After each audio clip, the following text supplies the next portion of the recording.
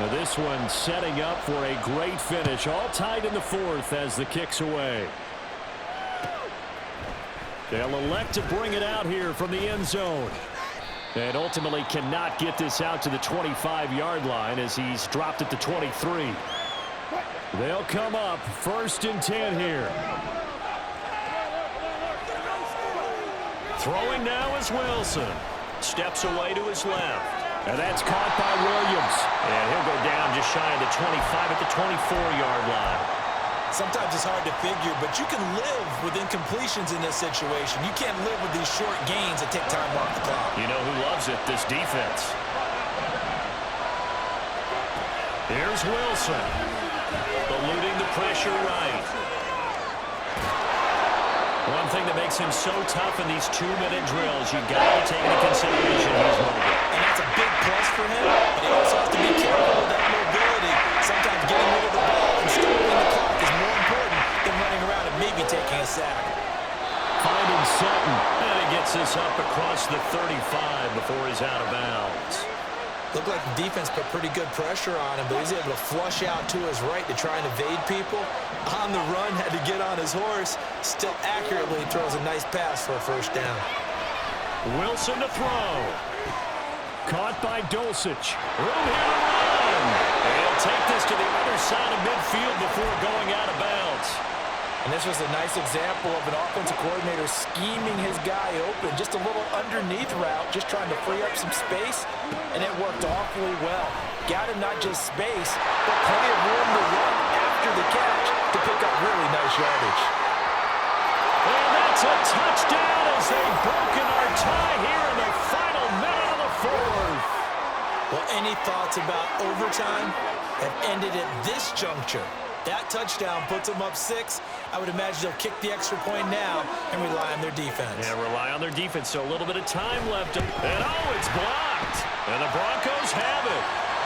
And now off to the races down the right side.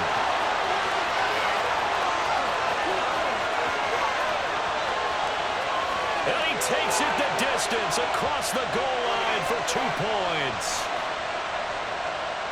Boy, I think I need an oxygen mask after those last 2 plays, CD. The long touchdown followed by the even longer return on the block P. Oh, this is blocked. That's a live ball scooped up by the offense. And that one was relatively easy to see. I noticed that from up here.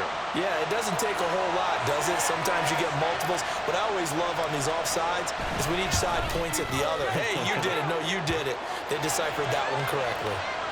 Lutz good on the extra point, and the lead is now 21-14. After the touchdown, Lutz to kick it off. And that one will bounce out of the back of the end zone, so we will start here at the 25. This is 1st and 10.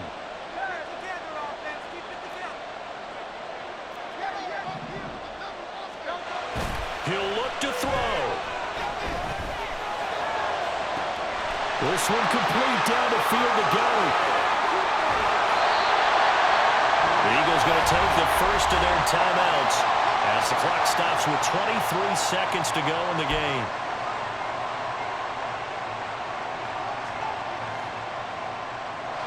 Two timeouts still in their back pocket. It's 1st and 10. Back to throw.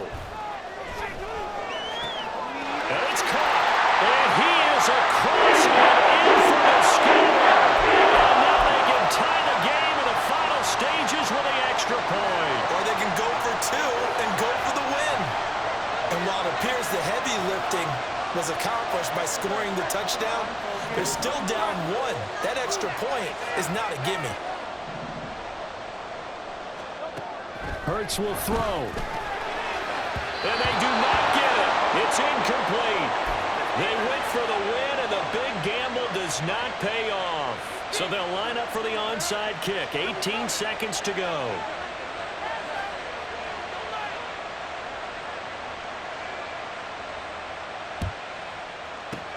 And the Broncos are able to recover, and that should just about wrap this one up. Well, 4th quarter, they felt like they needed the football back. Unfortunately, they couldn't get it. And I know we've brought analytics into the game, and someone has said here that the data says that when a team's expecting an onside kick, 80% of the time, the team expecting it, they do actually recover the ball, which is what we saw here. I just wonder if that number is much more of a anecdotal type of a number, kind of like when the... And this is caught inside the 5. And he's across for the late touchdown. And in the final seconds, that one should just about put a capper on this game. Wilson and the Broncos offense going to stay on the field. They'll go for 2.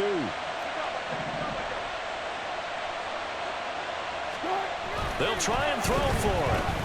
Flush to his right. And he will get into the end zone. It's 2 points and also a 2-score advantage as the lead swells to 9. And I guess the touchdown wasn't enough. They want the onside kick as well. And the Eagles hands team able to cover it up. And that's why you have your hands team out there on the field. Those are the best guys ready to make that play. And let's face it, it was executed well. It wasn't a bad kick. It wasn't anything like that, just that the normal outcome actually came to play.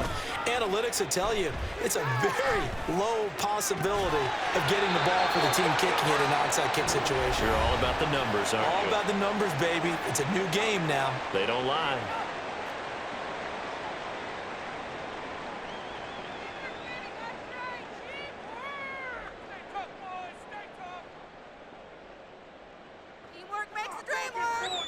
Here's 1st and 10. One final shot. They'll look to throw. And that is going to officially draw the curtain on this one as the last throw intercepted. Picked off by Quan Williams. And the Broncos are going to have the football here at their own 18-yard line.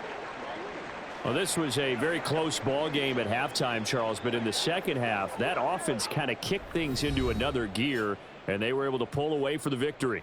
And, Brandon, I think they're the type of team that just looked in the mirror and said, hey, ton of pressure on, but we're the type of team that can flat out handle it. They stood up with confidence, and made it happen for a victory.